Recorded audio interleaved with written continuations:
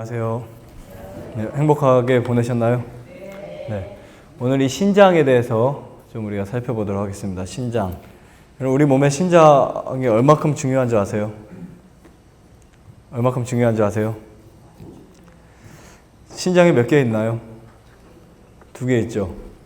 네, 하나님이 우리에게 최고 중요한 것들은 2개씩 주셨어요. 그렇죠?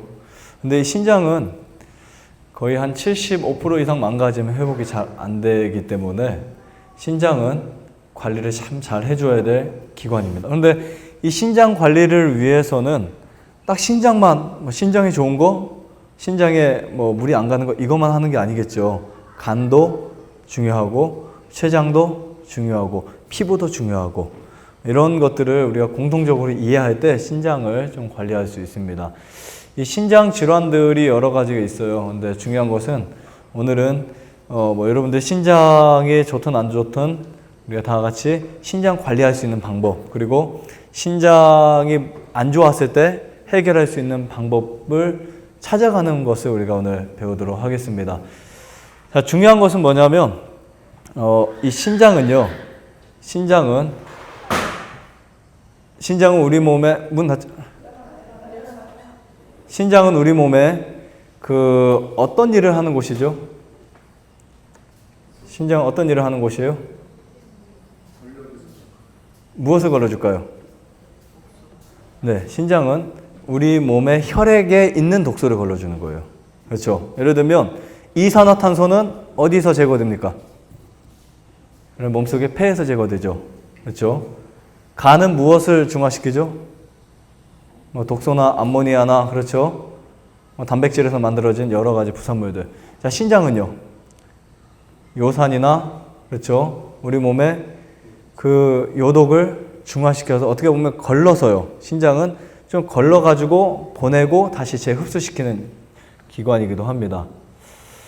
자, 여기 보시면 이 콩팥이라고 하는 이 신장은 이제 동맥과 정맥으로 이제 혈액이 들어갔다 나와요. 그런데 지금 여기 이제 이 신장에서 나오는 신장의 사구체라고 하죠. 이제 신장은 우리 몸의 복부의 좌우에 있는 2개의 기관인데 이 무게가 약 130g 정도 된다고 합니다. 130g. 크지는 않죠. 그런데 이 모양이 꼭 무슨 모양 같아요? 네, 무슨 콩 같아요? 네? 완두콩, 아니, 강낭콩 같죠? 강낭콩. 네. 그래서 이 신장을 또 다른 말로 우리나라에서는 무엇이라고 부르죠? 콩팥이라고 하죠. 콩팥이라고 부르는데, 오른쪽 신장은 간 밑에 위치해 있고요. 간 바로 밑에. 왼쪽 신장은 횡격막 밑에 이제 위치해 있습니다.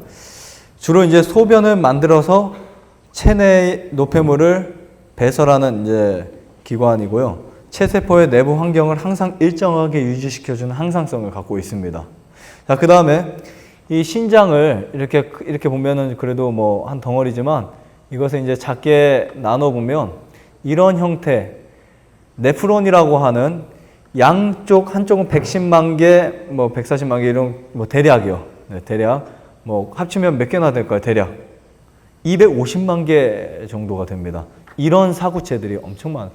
그러니까 이 신장 네프론은 사구체와 이 요세관으로 이렇게 나눠져 있는데 사구체를 통해서 요세관을 통해서 소변을 이렇게 해서 빠져내려가죠. 그렇죠? 그래서 이쪽에 이제 동맥에서 혈액이 들어오면 이런 다 있죠. 심장에도 동맥, 정맥이 있고 신장에도 동맥, 정맥이 있는데 동맥에서 혈액이 들어오잖아요. 근데 들어올 때는 대부분 어떤 피가 들어갈까요? 대부분 더러운 피가 들어가겠죠. 그래도 그렇죠. 그런데 여기에서 들어가는 혈액이 사람마다 다 틀립니다. 농도, 요산 수치, 혹은 또 거기에 있는 그 신장에 들어갈 때 혈액이 다 틀려요. 그런데 혈액이 더러우면 더러울수록 이 네프론이 250만 개나 되기는 하지만, 그렇죠? 250만 개 어마어마한 숫자지만 거의 110kg에 달합니다. 이것을 길이로 110kg. 110km면 여기서 대전거리예요. 그렇죠? 엄청난 그 길이에 달한 이 네프론도 어쩔 수 없이 망가지는 물질은 바로 동물성 지방들이에요. 그러니까 이 신장에 이제 육류나 생선이나 유제품을 많이 먹는 사람들은 혈액이 여기서부터 더러워진 상태에서 사구체에서 이것을 어떻게 해야 돼요? 걸러야 되는데 처음엔 잘 걸르겠죠. 그러다가 점점점 약해집니다. 근데 이미 이제 간에선 쓸개즙만 내는 것이 아니라 해독작용도 하잖아요.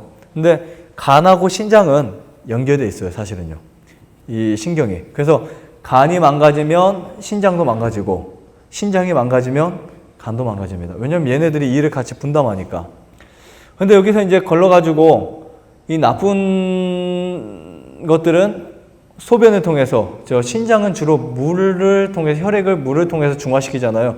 어떻게 보면 이게 혈액을 깨끗하게 하잖아요. 그래서 그 다시 말하면 물을 통해서 소변을 만들어서 방광에 머물러 놨다가 나오죠.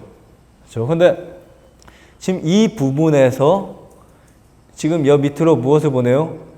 이미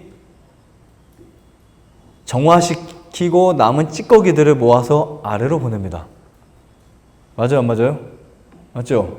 그 다음에 이제 다시 이쪽으로 여과가 된 좋은 혈액이나 거기에 이제 재흡수되는 물질들이 있어요. 거기에는 뭐 단백질도 있고 또 여러 가지 뭐 물질들이 있습니다. 비타민이나 무기질들이 다시 재흡수해서 정맥을 통해서 이제 다시 몸에 흐릅니다.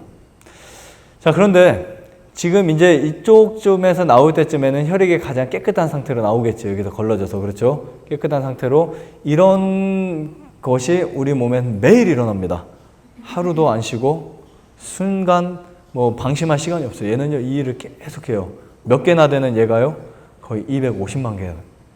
근데 이게 250만 개가 망가져서 더 이상 혈액을 걸릴 수 없다 할 정도면 엄청나게 망가진 거예요. 그렇죠? 엄청 망가진 겁니다.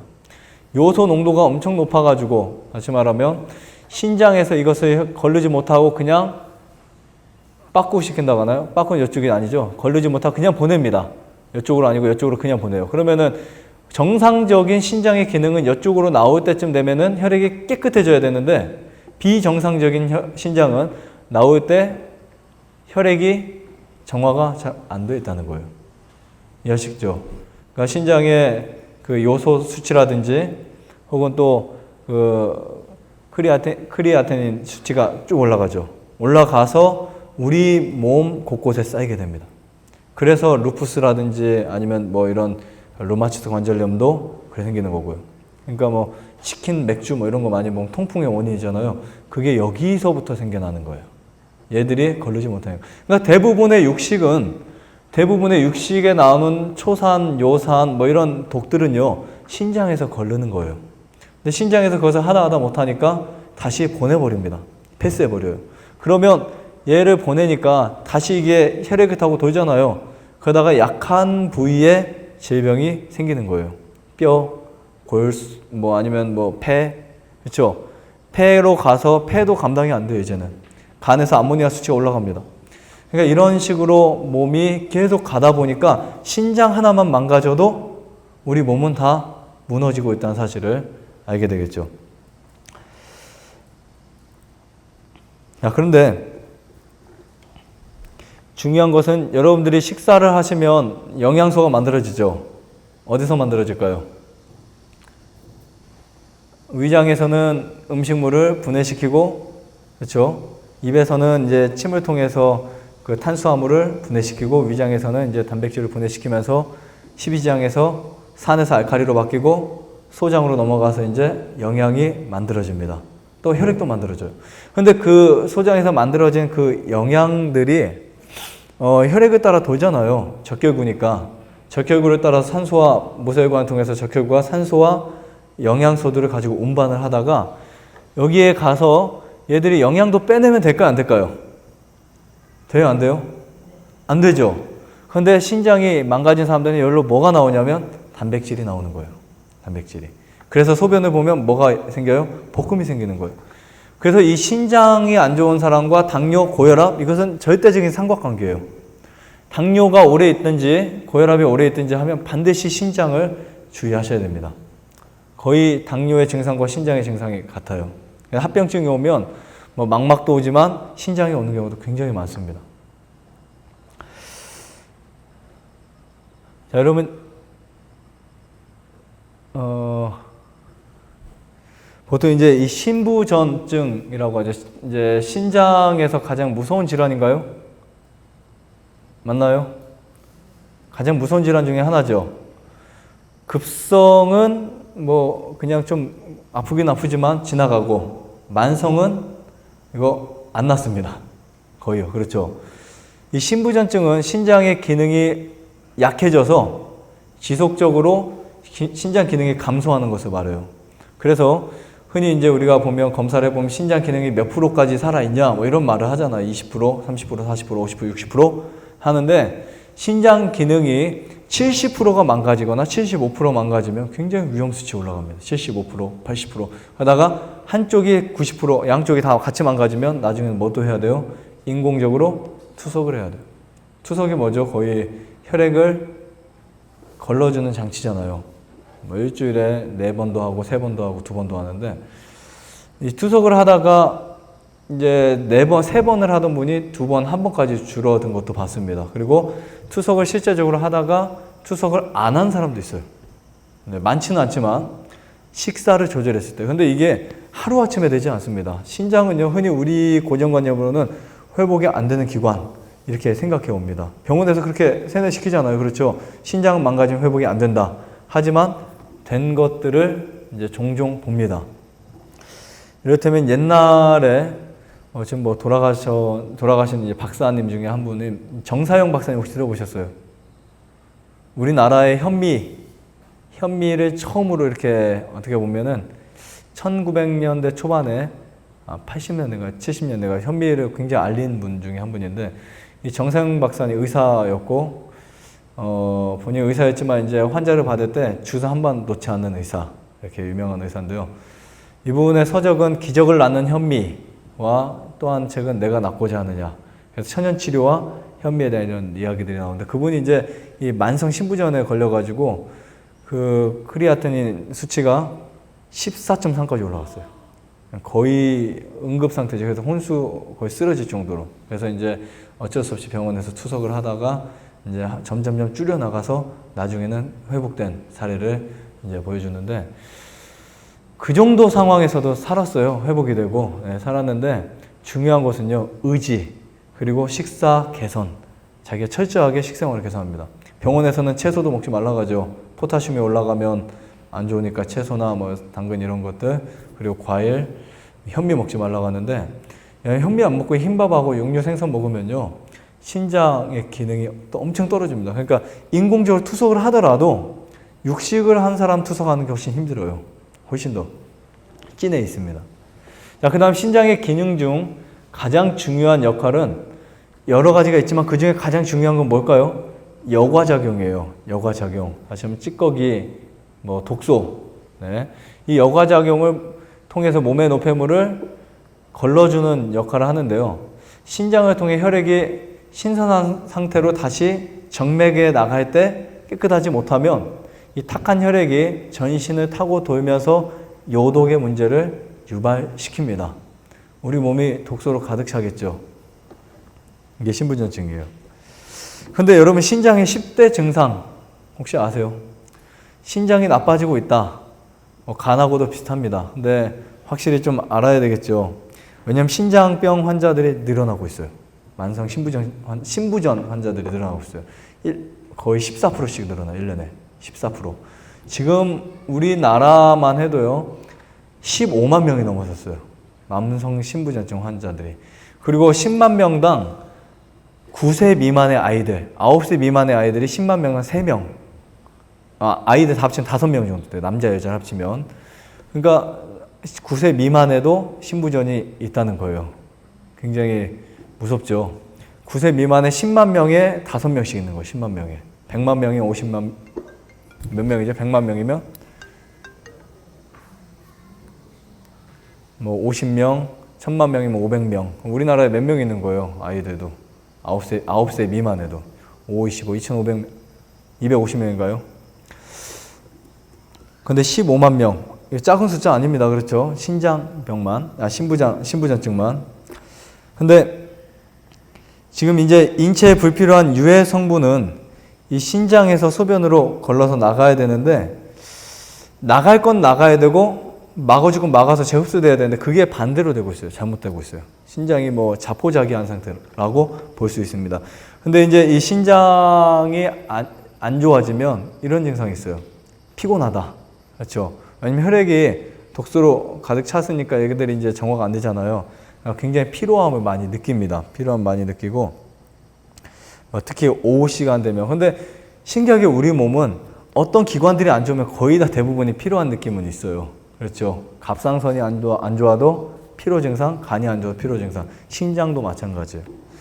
그 다음에 잠자는데 굉장히 힘듭니다. 잠이 잘 안 와요. 왜냐하면 혈액 수치가 정상적이지 않으니까 혈액의 영양이 균형이 깨져버리면 수면에 굉장히 힘듭니다. 다음 세 번째는 피부가 건조하고 가려워져요. 신장이 많이 안 좋아지면 피부도 그래서 아토피도 아니고 피부병도 아닌데 병원에서 나 이게 무슨 병인지 모르는 사람들은 신장을 좀 의심해 봐야 돼요. 예전에도 이제 그런 분들이 오셨어요. 병원에 아무리 검사해도 병명이 없어요. 피부에 대한 병명이. 근데 알고 보니까 나중에 신장이 안 좋아서. 그래서 이 가려움이 뭐 하루 이틀 6개월 이게 낫는 게 아니고 한참 있다가 없어집니다. 8개월, 9개월, 10개월, 1년 정도 만에 가려움이 없어졌어요. 전화가 왔어요. 가려움이 없어졌다고. 그런 분들이 종종 있어요. 신장이 안 좋은 경우에는 신장 기능이 회복될 때까지 가려움이 없어지지 않는 경우들도 종종 나타납니다. 그 다음에 네 번째는 소변이 자주 마려워요. 그래서 예를 들면 갑자기 여러분들 혹시 막 자다 말고 30분에 한 번씩 화장실 간다. 반드시 신장 좀 한번 검사해 보셔야 돼요. 30분에 한 번씩 소변을 본다. 막 소변이 너무 잦아진다. 왜냐하면 독이 많기 때문에 이 방광에서 오래 갖고 있지 못하고 그냥 쏟아버립니다. 그 다음에 소변에 거품이 생겨요. 아까 뭐가 빠져나온다 그랬어요? 혈액에서, 사구체에서 단백질이 빠져나오니까 그 단백질에 거품이 막 생깁니다. 그 다음에 눈 부종, 다리 부종. 이거는 가장 흔한 예죠. 눈 쪽이나 다리 부종이 이제 오는데 이것도 역시 단백질 부족이에요. 사실 간에서 단백질이 부족해도 알부민이 부족하면 다리가 붓죠. 신장에서도 단백질이 빠져나오면 다리나 눈이 붓을 수 있습니다. 근데 이상하게 알부민이 정상일지라도 붓는 경우는 신장 자체가 망가졌을 때 붓기도 하고요. 그 다음에 식욕이 감소해요. 식욕이 감소하고 근육의 경련까지 일어나는 경우들이 이제 많이 있습니다. 이런 증상들이 있을 때 여러분들이 혹시 나도 신장이 좀 좋지 않나 좀 살펴보세요. 그래서 신장이 만약 안 좋으면 간, 신장 두 개 다 이렇게 서서히 고치면 아주 좋습니다. 그 다음에 이제 이 신부전증이 뭐 우리나라에서 이렇게 3대 원인을 뽑았는데요. 당뇨병 47.1%, 고혈압 19.6%, 사구체 신염 10.4%. 그러니까 사구체염도 중요합니다. 신장 그 사구체가 염증이 생겨버리면 신부전증으로 갈 수 있는 확률이 높아지지만 그래도 가장 높은 게 뭐예요? 그래서 보니까 가장 높은 게 당뇨죠. 당뇨 관리 잘 하셔야 됩니다. 근데 중요한 거는 그럼 당뇨병이 단 것만 먹으면 걸릴까요? 절대 아니에요. 단 거 많이 먹어서 걸릴 것 같으면 아이들은 많이 걸려야 돼요. 아이들이. 근데 당뇨가 걸리는 이유 중에 하나는 단 것도 단 거지만 우리 세포의 미토콘드리아의 작동이 원활하지 않을 때, 다시 말하면 영양분을 세포 속으로 넣어줘야 되는데 그게 안 될 때, 인슐린이 부족할 때, 여러 가지 원인이 있지만 단 것보다 더 큰 문제점들이 있어요. 운동 부족, 그렇죠? 단 것을 소비시켜야 되는데 못 시키는 거예요. 근데 그 단 거가 꼭 사탕이나 설탕에서만 오지 않잖아요. 과일도 있고 때로는 탄수화물도 있고 흰쌀, 흰밀가루 이런 거는 혈당 수치를 엄청나게 올리잖아요. 식후혈당 피크를 쭉 올려버리잖아요. 그런 것들이 당뇨의 원인이 될 수 있고요. 그 다음에 또 우리 몸의 세포를 착각하게 하는 물질, 미원, 다시다, 조미료들, 그런 것들을 먹으면 단 거로 착각합니다. 인슐린이 나와요. 나오는데 알고 보니까 얘는 세포 안으로 들어보낼 필요가 있어요, 없어요? 속았다, 그거예요. 그래서 식초도 우리 몸에 그 치매, 프티알리엔 작용을 방해해버리기 때문에 식초도 역시 당뇨의 원인이 될 수 있다. 이렇게 규정할 수 있습니다. 자, 여기 보시면 혈액 검사를 통한 식사 조절할 수 있는 방법을, 자, 우선 신부전을 우리가 쉽게 말하면 하수구 고장 뭐 이렇게 보시면 돼요. 하수구 고장. 그렇죠? 근데 지금 이게 요산 수치죠. 이 요산 수치 기준치가 보통 60에서 100이라고 하면 여기 기준치 여러분들이 갖고 있는 피검사 수치를 통해서 만약에 이게 높으면 콩, 견과류, 곡류, 물론 당연히 뭐는 안 먹어야 되죠. 육식은 이건 당연한 거고요. 제가 여기서 말하는 검사치라는 것은 신장이 많이 망가져 있을 때 이 정도 기준치보다 이게 높게 나오면 이런 부분까지도 좀 이렇게 그 견과나 콩이나 곡식까지도 약간 제한할 부분들을 제한해 줘야 돼요. 예를 들면 신장이 이 정도면은 70%, 60% 이상 망가졌을 때 특히 단백질을 조절해야 되겠죠. 그 다음 두 번째는 포타슘이죠. 3.5에서 5.5 기준치라고 한다면 이것도 높낮이에 따라서 과일과 채소를 조절해야 되는데 반드시 껍질째 드셔야 됩니다. 반드시 이거는 뭐 심지어 어떻게 보면 귤도 껍질째 먹을 정도로 반드시 껍질째 드셔야 돼요. 모든 과일은 복숭아, 배, 껄껄해도 드셔야 돼요. 그리고 현미, 곡식, 통밀 특히 밀가루, 흰밀가루 먹으면 신장 다 망가져요. 그래서 이것을 조절하기 위해서는 통째로 완전 전체식을 하셔야 되고요. 인의 균형이 깨지면 신장에 굉장히 무리가 오거든요. 그래서 이 인의 균형도 콩과 견과를 통해서 높을 때만 제한하시면 돼요. 이는요. 참고치를 보시고 그 다음에 칼슘도 역시 높을 때만 제한하시면 돼요. 콩이나 녹채소, 종실류. 종실류 하면은 깨나 들깨 뭐 이런 게 있죠. 이것도 높을 때만 제한하시면 돼요. 두 가지는. 알부민도 높을 때는 굉장히 좋습니다. 사실은. 알부민은 좀 높은 게 나아서요. 신장이 안 좋으실 경우에. 낮을 때는 보충을 해주셔야 돼요. 콩, 견과, 두부. 근데 웬만하면 두부는 좋은 식품이 아닙니다. 신장 환자에게. 그렇죠? 두부는 너무 많이 안 먹는 게 좋고요. 콩 자체를 드시는 게 좋아요. 콩 자체. 두부는 뭐냐면 섬유질은 빼지거든요. 그 다음에 그 껍질이나 이런 것을 버리고 만들어지는 식품이기 때문에 완전 식품이 들어갈 수 없어요. 특히 이제 이렇게 되면 순수 단백질을 섭취하는 거죠. 이런 것들은 문제가 될 수 있고요. 그 자체를 통째로 섭취하게 되면 뭐 크게 문제되지는 않습니다. 그래서 이런 식사 조절하는 거, 이런 표를 좀 참고를 하시는 것도 좋은데 꼭 이렇지는 않다는 거예요. 참고하시라는 표고요. 전혀 뭐 이런 부분에 대해서 신장은 안 좋은데 전혀 이게 어떻게 해야 될지 모르는 분들에게는 이런 그래프가 아주 필요합니다. 자, 또 탈수를 조심해야 될 거예요. 탈수를 조심해야 되는데 이 신장의 혈액순환이 적어지면 손상을 오게 됩니다. 그러면 이 신부전증을 완벽하게 해결할 수 없어도 진행을 늦추거나 유지해서 조금씩 좋아지게 하려면 방법이 있을까요? 없을까요? 있겠죠. 방법이 있겠죠. 자, 어떤 방법을 선택해야 되냐면 국이나 찌개를 많이 안 먹는 방식. 예를 들면 물론 제가 오늘 신부전증이라고 하는 이 환우분들 말고도 다 필요합니다. 사실은 어떻게 보면 신장에 완전한 사람은 거의 없어요. 우리가 내 몸의 어느 부분이 병이 되면요 반드시 신장도 망가집니다. 근데 이 수치가 뭐 오늘까지 정상이었다가 내일 신부전 환자가 되는 경우도 굉장히 많습니다. 이해하시겠죠? 간 수치가 GPT ALT 이런 게 정상이었다가 다음날 갑자기 며칠 있다 갑자기 올라가는 사람들이 있어요. 그러니까 우리 수치는 절대 수치가 괜찮다 해서 안전하다 이게 아닙니다. 무슨 말이냐면 얘가 안 좋으면 저쪽에서 대체를 해주고 얘가 안 좋으면 이쪽에서 대체를 해주는 것 뿐이에요. 증상으로 보셔야 돼요. 증상. 피곤함이 있는지, 소변에 버금이 나는지, 혹은 또 어지러운지, 아니면 근육에 경련이 오는지, 손발이 찬지, 일상적인 증상을 통해서 나의 몸을 관찰하는 것이 가장 중요하고 이 수치는요, 진짜 안 좋아지면 딱 떨어지는 경우가 있어요. 왜냐하면 우리 몸은 최대한 자기 몸을 붙잡고 있습니다. 살리려고. 그게 바로 수치예요. 그렇죠? 그게 수치입니다. 수치가 조금씩 떨어지는 경우도 있지만 팍 떨어지는 경우도 굉장히 많아요. 간이 안 좋은 분들도 약물을 좀 잘못 쓰면은 간 수치가 엄청 이렇게 상승하는 경우가 있잖아요. 마찬가지예요. 그리고 간암 말기 환자 죽기 바로 직전의 사람도 간 수치가 정상인 사람도 많이 있어요. 병원에서 이렇게 수치를 보면요. 자, 그 다음에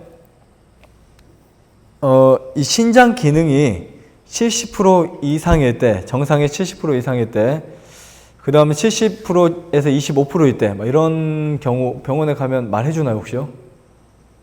혹시? 어느 정도인지 알기도 하죠. 몇 프로 안 남았습니다. 뭐 간도 그렇고, 신장도 그렇고. 그때 이제, 신장 기능이 최악으로 나빠졌을 때, 제가 관리하는 법칙 하나만 더 말씀드릴게요. 단백질 섭취량을, 이것도 기준은 아니에요. 여러분들 참고치죠. 참고만 하세요.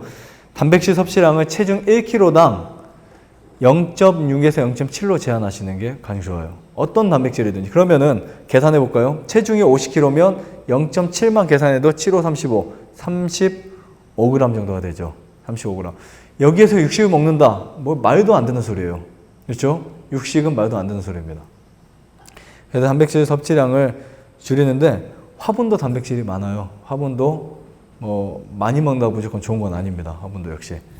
그 다음에 하루 단백질 섭취량을 35g 정도로 했을 때 보통 밥에 콩을 넣는다라고 하면은 거기에 한 5% 정도에서 7% 정도로 보시면 돼요. 5%에서 7% 대략입니다. 이것도. 그때 최악의 조건의 신장 환우분들은 그 외의 견과나 다른 콩들은 섭취하지 않는 것이 좋다 이렇게 보시면 돼요. 평생은 아니지만 심할 때. 그다음 부종이 있을 때는 뭐를 제한해야 되냐면 염분을 좀 제한하든지 아니면 아예 끊어버리는 경우도 있어요. 상황에 따라서. 부종이 있을 때는. 부종이 가라앉을 때까지. 부종이 없으면 큰 문제는 없습니다. 그리고 될 수 있으면 요리되지 않는 음식. 근데 이게 이제 신부전뿐만 아니라 당뇨도 마찬가지예요. 요리되지 않는 음식을 하는 게 가장 좋습니다. 뭔가 막 이렇게 볶고 지지고 요리 가열하고 막 이런 많은 것보다는 될 수 있으면 그 중에서 골라서 먹는 게 좋은데 당근은 생거는 좀 피하시는 게 좋고요. 생당근은 포타슘이 높으니까 피하시는 게 좋고 그 다음에 뭐 떡이라든지 구운 고구마, 구운 감자, 현미밥 이런 것들 그 다음 찐 호박, 볶은 곡식 이렇게 요리가 최대한 적은 것들을 섭취하시는 게 아주 좋고요. 유동식은 위에도 좋지 않지만 간이나 신장에도 좋지 않습니다. 유동식은 거의 찌개나 국들이요. 이런 것들. 그 다음에 이 현미가 칼륨이 많다고 해서 신장이 안 좋은 분들은 막 현미 먹으면 안 된다 병원에서 이런 말을 많이 해요. 사실은요. 통계 거의 다. 하지만 현미 안 먹으면 먹을 게 없습니다. 현미를 신장 환우분들은 100번 이상 그렇죠? 당뇨가 있는 분들, 혈압이 있는 분들도 무조건 100번 이상 씹어 드셔야 돼요. 100번 이상 완전히 입에서 침이 될 정도로 그것이 건더기 안 넘어갈 정도로 씹어 드셔야 되고요. 그 다음에 이제 화려하거나 거창한 식사는 무조건 피하는 게 좋다 이렇게 생각하시면 됩니다. 원래 복잡한 요리가 생기면서 요리책들이 많이 나오면서 생긴 게 병이거든요. 단순한 식사에서는 병이 사실은 없습니다. 그 다음에 규칙적인 활동도 중요하죠. 우리 몸에는 리듬이 있어요. 우리 몸에는 두뇌 리듬, 심장의 리듬, 호르몬 작용의 리듬. 그런데 이 저녁에 식사를 하게 되면 암이나 당뇨나 여러 가지 질병이 있을 때 어떤 질병이 있어도 저녁에 식사를 하게 되면 리듬이 깨져버려요. 왜 깨지냐면 우리 몸에 저녁에 일하는 장기가 있고 낮에 일하는 장기가 있어요. 특히 이제 위장은 낮에 활동을 해야 돼요. 위장을 저녁까지 활동하면 될까 안 될까요? 절대 안 됩니다. 위장이 일하면 소장은 일을 하지 않거든요. 위장과 소장은 같이 일을 하지 않는다는 거예요. 절대적으로. 위가 일하면 소장이 일하지 않아요. 그래서 이 장기를 저녁까지 혹사시키면 다음날 증거가 나타나죠. 위장을 저녁 10시, 11시까지 여러분 식사하신 분들 아침에 일어나면 혀를 열면 설태가 낍니다. 백태, 하얗게. 그리고 입냄새가 나요. 그리고 또 막 몸이 나른합니다. 그렇죠. 찌뿌둥둥하고. 근데 저녁만 딱 안 먹어도 몸이 개운해요. 자, 그 다음에 천연치료에서는 수치료, 그 다음에 사실 수치료는 다 좋아요. 다 좋은데 여기서 우리가 그런 것들이 다 적합하지 못하니까 하지 못하는데 땀을 내는 것도 다 좋습니다. 그러니까 이 땀을 내는 것은 피부는 제2의 신장이라고도 해요. 신장. 그러니까 신장 기능이 약했을 때 신장으로 나가는 그 독소들을 피부로 배출시켜주는 게 최고 현명한 방법이에요. 지금 믿을 수 있는 거는 뭐밖에 없다고요? 피부밖에 없어요. 그럼 땀을 많이 내야겠죠. 근데 땀을 많이 내면 또 탈수가 위험하니까 역시 물이나 과일. 근데 이제 소금을 조금씩 섭취를 해줘야 되겠죠. 땀을 많이 냈을 때. 안 그러면 이제 채소, 날채소나 과일에도 염분이 들어있어요. 토마토 같은 식품은 염분이 많이 들어있습니다. 그런 것들을 섭취해 주시면 되고요. 그리고 이제 숯을 혹시 이제 이 등 쪽까지 숯떡을 만들어서 배도 붙이면 좋지만 등 쪽까지 붙이면 훨씬 더 효과적이에요. 찜질을 할 때. 그러니까 복수가 찼을 때도 등 쪽에서 하면 훨씬 더 효과가 있고요. 그 다음에 신장이 안 좋을 때도 이 등 쪽에다가 하는 것도 효과가 굉장히 좋습니다. 근데 숯이 엄청나게 많이 들긴 하겠죠. 그러니까 이런 것들은 여러분들이 잘 지혜롭게 하시면 좋고요. 그래도 투석을 하는 것보다는 훨씬 낫다라고 본다면 숯을 가지고 투석을 한다 이렇게 보시면 됩니다. 숯이 정화시키니까 혈액을 굉장히 맑게 하거든요. 뽑아내버립니다. 자, 그 다음에 이 목욕을 하는데 반신욕을 하는데 그 물의 온도를 올려가지고 땀을 내죠. 땀을 내는데 그때 이제 이 피부를 그 수건으로 살짝 이렇게 문질러 주는 것도 굉장히 좋습니다. 노폐물이 많이 빠져나오죠. 그리고 신장이 좋지 않을 때 운동을 잘 하셔야 돼요. 혈액순환이 안 되면은 신장은 잘 회복되지 않습니다. 충분한 혈액순환이 되도록 만들어줘야 되고요. 마지막으로 신부전증에 좋은 음식, 나쁜 식품, 좋은 식품, 나쁜 식품 우리가 쭉 보면요. 단백질이라고 하는 이 식품의 유형을 봤을 때 물론 한 끼 권장량은 대두, 콩 한 스푼, 큰 스푼으로 약 15g 정도 됩니다. 뭐 이것도 저는 이런 거 솔직히 좋아하지 않아요. 하지만 제가 이런 표를 오늘 가지고 온 이유는 그래도 어느 정도는 알아야 되잖아요. 그렇죠? 저는 뭐 절대 먹어야 될 음식을 양이나 무게로 계산하지 않기 때문에 하지만 어느 정도는 우리가 좀 알아야 되겠죠. 팥, 녹두, 강낭콩은 2수저 정도 대략. 그 다음에 두부는 100g 미만. 그 다음에 이제 그 금기식품, 모든 육류, 조류, 유제품, 생선, 인스턴트 식품. 자, 이런 모든 것들은 무조건 끊어줘야 돼요. 한 숟가락도 몸에 넣으면 안 됩니다. 그 다음에 지방을 볼까요? 지방 하면 필수지방산인 깨, 들깨, 뭐 오메가3나 리놀레산 뭐 이런 것들이 들어있죠. 근데 이 깨 같은 경우는 산화가 잘 안 된 아주 신선하고 좋은 깨를 한 스푼 정도, 호두 같은 경우는 통째로 한 서너 개, 그 다음에 잣은 한 스푼, 땅콩 캐슈넛 같은 경우는 30알 정도 대략 이 정도를 섭취해 줬을 때 이제 어느 정도 엄청 악화되지 않은 상태에서 그 다음에 반드시 먹지 말아야 될 거 식용유, 그렇죠? 버터, 치즈, 튀김, 부침개, 마요네즈 뭐 이런 것들 기름에 튀기거나 기름에 튀기지 않으면 상관없어요. 기름에 튀기지 않은 거는 튀긴 거라 할 수 없죠. 구운 거죠. 예. 기름 없이 구운 거는 아주 좋습니다. 그리고 그 노릇노릇한 부위가 기름과 함께 노릇노릇한 것과 아닌 것과는 틀리거든요. 그리고 이제 육류가 탄 것이 안 좋지 곡식이 탄 것은 우리 몸에 굉장히 좋습니다. 아주 탈 필요는 없고 약간 노릇노릇하게요. 그 다음에 당질. 통밀빵을 말할 때는 한 4쪽 정도, 서너 쪽. 그 다음 현미밥은 300g. 300g이면 거의 한 공기 가까이 돼요. 그래서 그 정도는 충분합니다. 상관없습니다. 고구마, 감자 300g 정도. 뭐 이거 다 합쳐서 이렇게 드시라는 게 아니에요. 그렇죠? 대략 이 정도. 그 다음에 금기해야 될 거, 당질에서는 설탕, 음료, 초콜릿, 과자, 케이크, 사탕 이런 것들 좀 금기 식품이고요. 자, 과일에서는 특히 이제 포타슘이 많은 말린 과일, 바나나, 오렌지, 메론, 복숭아 등은 약간 뭐 아예 안 먹는 건 아니고 좀 절제해 주시는 게 좋고요. 그 외의 모든 과일은 충분히 드셔도 상관이 없습니다. 자, 그 다음 채소도 역시 마찬가지예요. 김치, 특히 신김치는 절대 먹으면 안 되고요. 발효식품. 다음 비트나 생당근, 시금치도 이제 요산 수치가 많기 때문에 그렇죠. 그러니까 시금치를 드실 땐 반드시 소금을 쳐가지고 드시는 건 그래도 좀 낫습니다. 근데 이제 모든 나머지 채소는 다 드셔야 돼요.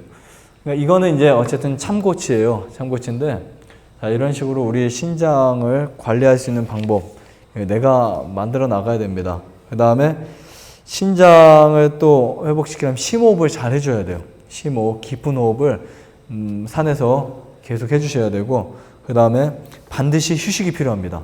신장은 과로할 때 많이 나타나는 병이 나타나거든요. 그래서 반드시 운동을 하거나 수술되거나 목욕을 하거나 아니면 뭐 호흡을 하거나 하면 반드시 쉬어줘야 돼요. 푹 쉬어주셔야 됩니다. 쉴 때는 제대로 쉬고 활동할 때는 제대로 활동하고, 그리고 그냥 운동을 등산은 좀 무리라고 한다면 걸을 때 좀 빠른 걸음, 손다리를 움직이면서 그래서 좀 땀 좀 낼 수 있는 빠른 걸음으로 이렇게 활동을 할 때 우리 신장이 회복이 됩니다. 그래서 자연치유는 참 놀라운 게 불가능하게 보였던 질병들도 회복이 돼요. 네, 물론 못 낫는 사람들이 있죠. 안 낫는 사람들은 있어도 안 낫는 병은 없습니다. 그렇죠? 그래서 오늘 우리에게 주어진 이 건강 법칙들이 여러분 모두가 잘 준행하시고 끝까지 실천하셔서 좋은 결과를 얻을 수 있는 저희 모두가 되시기를 바라면서 마치겠습니다.